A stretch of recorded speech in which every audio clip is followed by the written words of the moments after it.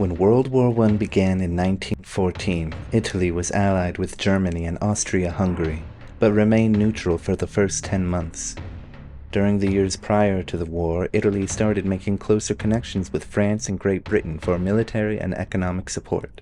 On April 26, 1915, Italy secretly negotiated the Pact of London, in which France and Great Britain promised to support Italy in their goals to annex Italian-speaking populations from the Austro-Hungarian Empire to bring those lands back into the fold. In May, Italy attacked Austria-Hungary along the Isonzo River in the Trentino. Unlike the other European fronts, the Italian front was fought at high altitudes in the Alps and Dolomites.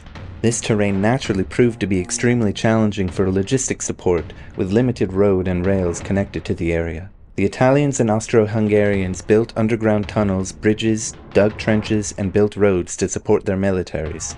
At the end of the war, it's estimated both sides had more than 2 million casualties each. Ernest Hemingway volunteered himself to the Italian front as an ambulance driver, giving him the opportunity to offer his concept of the war through the story of Frederic Henry, a lieutenant in the ambulance corps from America. He has foolish notions of the war that change over time as he grows attached to the more mature Catherine Barkley. When he finds himself in danger of being arrested and executed, he and Catherine say, "A farewell to arms." While on leave, Frederic visited places to suit his vices of women and drink to hide away from his feelings about the war. When he returns, he soon meets Catherine, an English nurse, who has a far more mature view of the world. They hit it off right away, though Frederic suggests that this affair is nothing more than a game of bridge.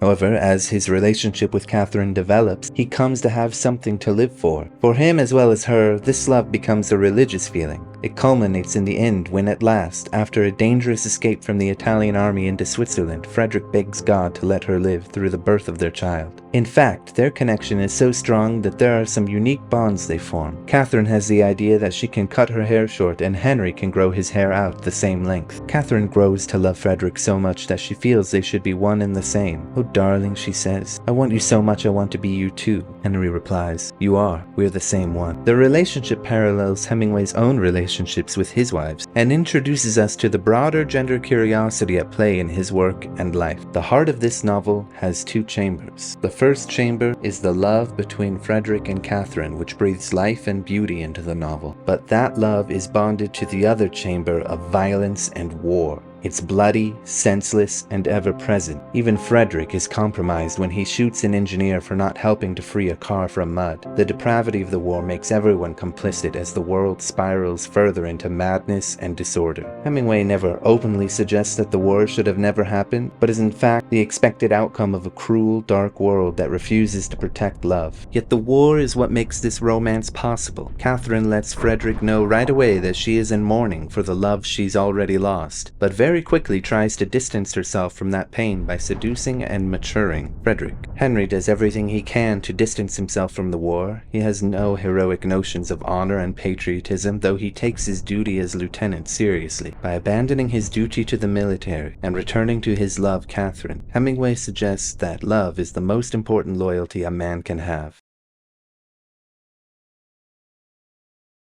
A Farewell to Arms is an incredible novel that stands the test of time, with powerful, terse prose that enhances both the romance and the battles, and the inner drama of Frederic Henry's life. A Farewell to Arms cemented Ernest Hemingway's legacy as the preeminent Great War novelist. Next month, we'll return to a subject of which Hemingway became an aficionado, Spanish bullfighting. As we did with this month, we'll be dealing with yet another, Death in the Afternoon.